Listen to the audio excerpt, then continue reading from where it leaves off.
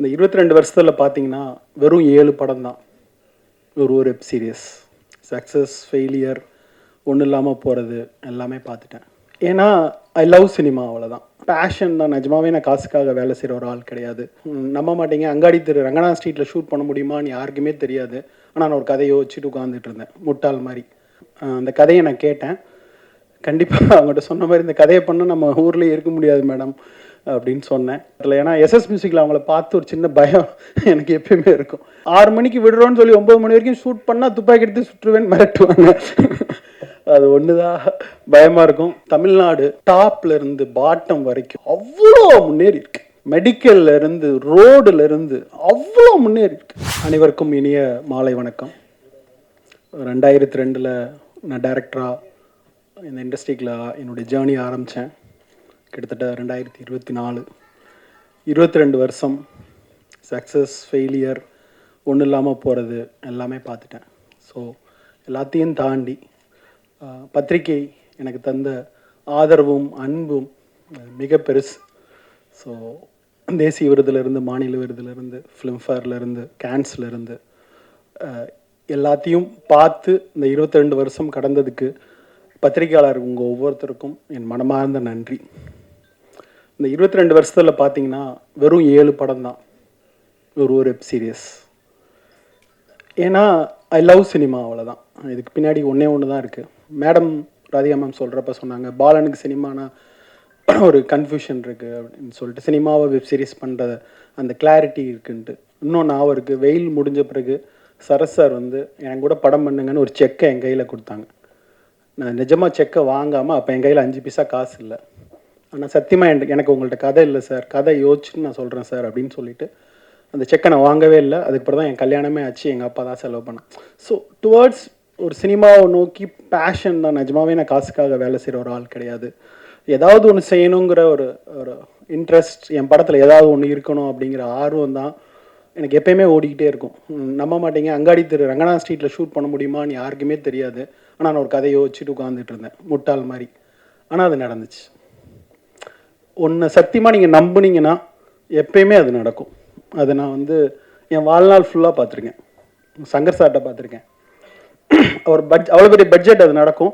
எனக்கும் அது நடக்குமானா எனக்கு அங்காடி தெருவில் நடந்துச்சு. வெயிலில் விருதுநகர்லாம் ஷூட் பண்ண முடியாதுன்னு நண்பன் வரதராஜன் சொன்னான். பண்ணுவோம், என்ன நடக்குதுன்னு பார்ப்போம். முதல்ல கேமரா எடுத்துகிட்டு விருதுநகரில் நான் ஷூட் பண்ணேன். அந்த விஷுவல்ஸ் இன்னும் விருதுநகரை வந்து புதுசாக மலர்த்தி நிற்கிறது.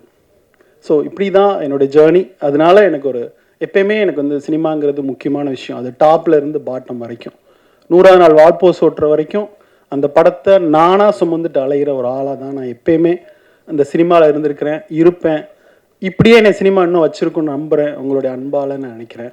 அந்த அன்புக்கு நன்றி. தலைமைச் செயலகம் ஒரு சடன் ஆஃப் ஆல், ஒரு கோவிட் லாக்டவுன் ஸ்டார்ட் ஆகிறப்ப ராதிகா மேம் எனக்கு ஃபோன் பண்ணாங்க. பலன், இந்த மாதிரி ஒரு சிஎம் பற்றி ஒரு கதை இருக்குது, நீங்கள் பண்ண முடியுமா அப்படின்னு கேட்டாங்க. அந்த கதையை நான் கேட்டேன். கண்டிப்பாக அவங்கள்ட்ட சொன்ன மாதிரி, இந்த கதையை பண்ணால் நம்ம ஊர்லேயே இருக்க முடியாது மேடம் அப்படின்னு சொன்னேன். அதுக்கு பிறகு அந்த கதையை நான் எழுதி வேணால் நான் என் ஸ்க்ரீன் ப்ளே பண்ணி உங்கள்கிட்ட சொல்கிறேன், பிடிச்சிருந்தா நம்ம பண்ணலாம் அப்படின்னு நான் சொன்னேன். கிட்டத்தட்ட ஜெயமோகன் அவர்கிட்ட தான் ஃபஸ்ட்டு சொன்னேன். அவர் தான் இந்த லைன் சொன்னார். அதிலிருந்து தொடர்ந்து டிஸ்கஸ் பண்ணி அவங்ககிட்ட சொன்னேன். ஸோ உடனே அவங்களுக்கு பிடிச்சிருச்சு. அப்போ பக்கத்தில் வந்து அவங்களுக்கு பிடிக்குதா பிடிக்கலையான்னு சொல்கிறதுக்கு முன்னாடி சார் சூப்பராக இருக்குது ராதிகா அப்படிங்கிற மாதிரி சொன்னாங்க. அதுதான் குட் சைன். அதிலேருந்து இது ஸ்டார்ட் ஆச்சு இந்த ஜேர்னி. அதுக்கு பிறகு ஜீயில் சொல்லி ஓகே பண்ணோம். அப்படி தான் இந்த ஜேர்னி, அந்த கதை, இந்த படம் துவங்கிச்சு. ஸோ அந்த படம் துவங்குறப்ப நினச்சேன், ஒரு வெறும் அரசியல் படமாக மட்டும் எல்லாரும் பண்ணுறாங்க, கிரிட்டிசைஸ் பண்ணுறாங்க, எல்லாம் செய்கிறாங்க. இந்த அரசியல் படத்தை தாண்டி இந்த படத்தில் வேறு ஒன்று சொல்லணும். எந்த அரசியல் படத்துலையும் சிஎம் கெட்டவர் தான். ஆனால் முதல் முறையாக சிஎம் நல்லவரா கெட்டவரா, அவர் ஊழல் பண்ணியிருக்காரா பண்ணலையா, அது மேட்ரு இல்லை. சிஎம்ங்கிற அந்த போஸ்ட்டில் இருந்துட்டு ஒரு ஊழல் குற்றச்சாட்டு சுமத்தப்பட்டாவே ஊழல் செஞ்சவங்கன்னு அர்த்தம் இல்லை. சுமத்தப்பட்ட ஒரு முதல்வரின் அக மன புற சிக்கல்களை, இந்த படம் பார்த்தீங்கன்னா தெரியும், ஒரு ஊழல் குற்றச்சாட்டு சுமத்தப்பட்ட ஒரு சிஎம்மோட அகச்சிக்கல்களை, அவர் என்ன ப்ரெஷரை இந்த பீரியட் ஆஃப் 3 months அனுபவிக்கிறாரு, இதை மட்டும் சொல்லணும்னு நினச்சேன். அவர் நல்லவரா கெட்டவரா எதையுமே சொல்லணும் இல்லை, அதை அப்படியே விட்டுருந்தேன். அவர் ஒரு கதை சொல்வார், நீங்கள் உங்களுக்கு தெரிஞ்சுன்னு நினைக்கிறேன், கைமூக்குன்னு ஒரு கதை சொல்வார். நாகர்கோயில் பக்கம் தப்பு செஞ்சவங்க நல்லவங்களா கெட்டவங்களாம் சோதிக்க ஒரு டெஸ்ட் இருக்குது. கொதிக்கிற எண்ணெயை கொண்டு வந்து சுசீந்திரம் கோயிலுக்கு முன்னாடி வைப்பாங்க. அந்த கொதிக்கிற எண்ணெய்க்குள்ளே ஒரு அனுமார் சிலையை உள்ளே போடுவாங்க. கை வேகாமல் எடுத்துட்டா நல்லவன், கை வெந்துட்டா கெட்டவன் அப்படின்னு சொல்லிட்டு அந்த சின்ன அவங்களுடைய பேத்தி கேட்கும், கை வேகாமல் எடுத்துருவீங்களா அப்படின்னு சொல்லிட்டு. இந்த சமூகத்தில் நம்ம ஏதாவது ஒரு மக்களுக்கு நல்லது செய்யணும் அப்படின்னு நினச்சோம்னா, இல்லை மக்களுக்கு நல்லது செய்கிறது தான் ஒரு தலைவனுடைய வேலை அப்படின்னு நினச்சோம்னா, அதுதான் தலைவனுடைய காதல் அப்படின்னு நினச்சோம்னா, அதுக்கு சில தப்புகள் பண்ண வேண்டி இருக்குங்கிறது தான் அதுக்கு பின்னாடி இருக்கிற அண்டர்லைன். அதை தான் நான் இந்த டீசர்னுடைய உங்களுக்கு தெரியும், நீதினா என்ன, மக்கள் மீது கொண்ட காதல் தான் நீதி. மக்களுக்கு நல்லது செய்யணும்னா, அந்த நீதியை காப்பாற்றணும்னா சில தவறுகள் செய்ய வேண்டியிருக்கும். அந்த தவறுகளுக்கு தண்டனை கூட கிடைக்கும்.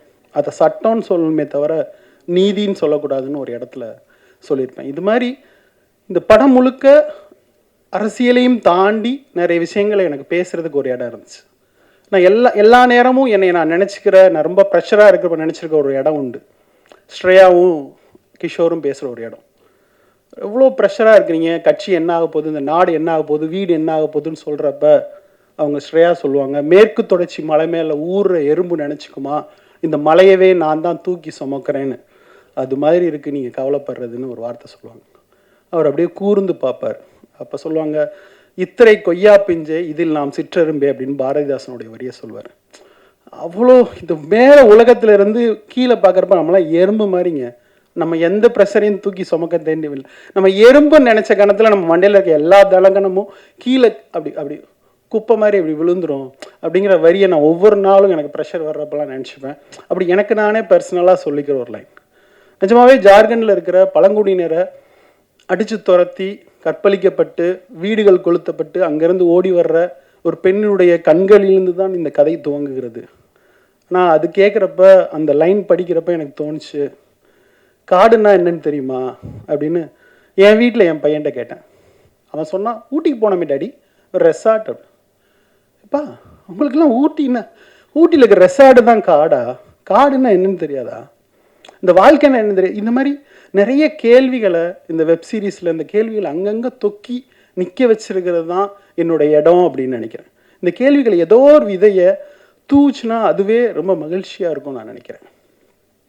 ரெண்டாவது, ஒரு 3 வருஷத்துக்கு முன்னாடி எனக்கு இந்தியாவில் இருக்கிற எல்லா மாநிலங்களுக்கும் சென்று வருகிற ஒரு வாய்ப்பு இருந்துச்சு. எல்லா மாநிலத்துக்குள்ளேயும் நூக்கன் கார்னர் போகிற ஒரு லொக்கேஷன் ஹண்டிங் இருந்துச்சு. அதுக்கு நான் போகிறப்ப தான் எனக்கு தெரிஞ்சு தமிழ்நாடு டாப்ல இருந்து பாட்டம் வரைக்கும் அவ்வளோ முன்னேறி இருக்கு. ஆரம்ப சுகாதார நிலையத்திலிருந்து, மெடிக்கல்ல இருந்து, ரோடுல இருந்து அவ்வளோ முன்னேறி இருக்கு. ஜார்க்கண்ட்லாம் ஒரு பெட்ரோல் பங்க்ல பார்த்தேன், ஒரு டாக்டர் உட்கார்ந்துருக்கிறார். ஒரு டேபிளை விரிச்சு நம்ம ஊர்ல லாட்ரி டிக்கெட் விற்கிற மாதிரி மாத்திரையை 10 மாத்திரையை வச்சுட்டு உட்கார்ந்துட்டு இருக்காரு. நான் பீகார்ல ஒரு இடத்துல ஒரு வில்லேஜில் கேட்டேன், ஒரு சமூக ஆர்வலர்கிட்ட கேட்டேன், அப்போ என்ன பிரச்சனைக்காக வந்திருக்கிறேன் அப்படின்ட்டு. ஒரு பொண்ணை ஒரு அண்ணன் கல்யாணம் பண்ணி கூட்டிகிட்டு வந்திருக்கான். அவங்க வீட்டில் இருக்க எல்லா ஆம்பளைங்களும் அந்த பொண்ணை வந்து பலாத்காரம் பண்ணிட்டாங்க.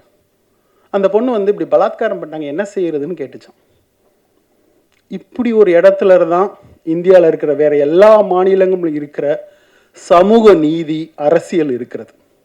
நான் நம்ம ஊரில் ஒரு வயசான பாட்டியை போய் கிராமத்தில் ஃபோட்டோ எடுத்தா, எடுத்த நாய் அங்கிட்டு போடா இப்படின்னு சொல்கிற இடத்துல எந்த அரசியல் கட்சின்னு சொல்லுங்க, அதையும் தாண்டி 50 ஆண்டு காலம் நம்மளை தமிழ்நாட்டில் வழிநடத்தின பெரியாரிய, மார்க்சிய, அம்பேத்கரிய அரசியல் கொண்டு வந்து நிப்பாட்டியிருக்கு. பிறந்த குழந்தை வயிற்றுக்குள்ள இருக்கிறதுல இருந்து ஒருவன் செத்து போற வரைக்கும் அவன் வளர்வதற்கான சட்டங்களை இந்த அரசாங்கம் வகுத்திருக்கு. அடுத்து அந்த பதவிக்கு யார் வந்தாலும் சரி வராட்டிலும் சரி ஒவ்வொருத்தருக்குமான ஒரு அரசியல் பாதுகாப்பை ஒரு அரசாங்கம் வழங்கி இருக்குன்னு தோணுச்சு. என்ன ஊழல் இருந்தாலும் இந்த அரசாங்கம் இதை வழங்கி இருக்குன்னு எனக்கு சந்தோஷமா இருந்துச்சு. இன்னும் இந்த பொலிட்டிக்கலுக்குள்ள இந்த அரசியலை கூர்ந்து பார்க்குறப்ப இந்த உலகத்திலேயே ஜனநாயகத்தை விட சிறந்த ஆட்சி முறை எதுவும் இல்லைன்னு எனக்கு தோணுச்சு. ஜனநாயகத்தை கட்டமைக்கணும்னா ஊழல் நிறைந்ததாக தான் இருக்கும். ஆனால் மக்களுக்கு நலன் போய் சேரும். எப்படி நலன் போய் சேரும்? எதிர்கட்சி ஸ்ட்ராங்காக இருக்கணும். இந்த கட்டமைப்பு தான், இந்த கட்டமைப்பை தான் நம்ம ஒவ்வொரு முறையும் தவற விடாமல் காப்பாற்றிக்கணும்.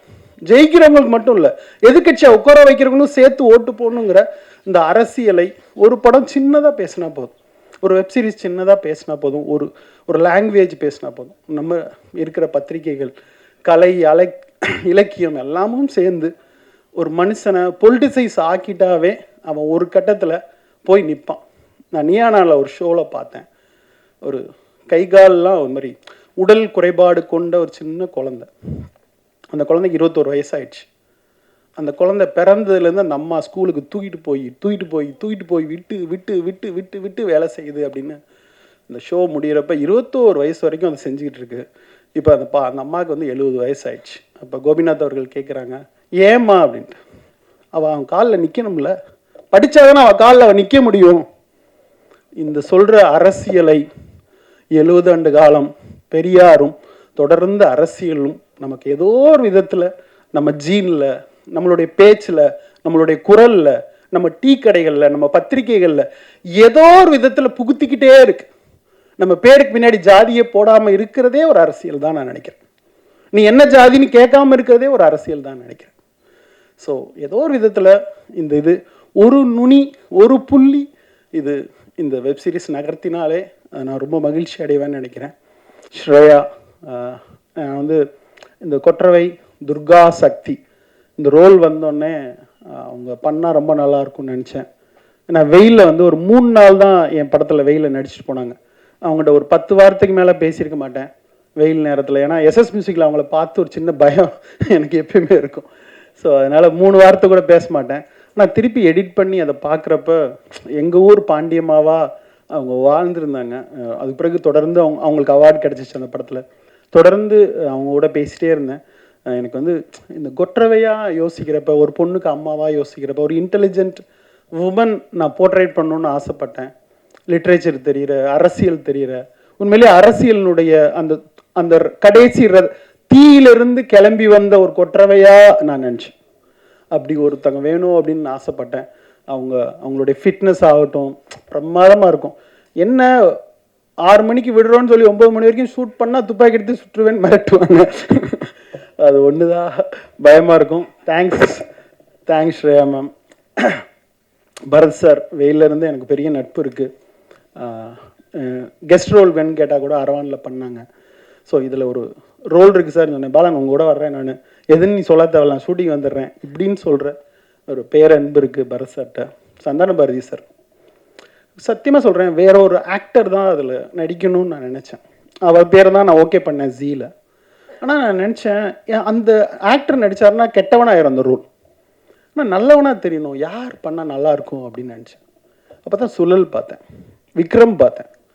சந்தான பாரதி சார் நடித்தா அந்த கேரக்டர் இன்னோசென்ட்டாக மாறிடும். எந்த அரசியல் ஆசையும் இல்லாத, தோழன் மீது அன்பு கொண்ட, அந்த 70 வருஷம் பழமை கொண்ட அந்த அந்த அதை வந்து பியூட்டிஃபுல்லாக பண்ணிட்டேன், பிரமாதமாக பண்ணிட்டேன். நான் வந்து அதை ஷூட் பண்ணி முடித்தோடனே சாருக்கு ஃபோன் பண்ணி சொன்னேன், சார் பிரமாதமாக இருந்திருக்கு. அந்த பேசுகிற சீனை ஒரு 12 பக்கம் டயலாக் எழுதியிருந்தோம். என்னால் முடியாதியா அப்படின்னாரு. சார் நீங்கள் என்ன பேசுவீங்களோ பேசுங்க சார் அப்படின்னு சொன்னேன். அவ்வளோ அருமையாக ஒரு ஆணும் 70 வயசில் கட்டி பிடிக்கிறதுல ஒரு அன்பு சுரக்குமா அப்படின்னா எனக்கு தெரியல, எழுதிட்டேன். ஆனால் ஸ்க்ரீனில் கிஷோரும் இவரும் கட்டி பிடிக்கிறப்ப கண் கலங்கிச்சு, அன்பு சுரந்துச்சு. ஸோ அந்த அன்பை ஒரு முகம் கொண்டு வர முடியும்னா இன்னும் அந்த கல்லங்கப்படம் இல்லாத சந்தான பாரதி சாரை பார்க்குறப்ப எனக்கு ரொம்ப சந்தோஷமாக இருக்கும். Thanks sir.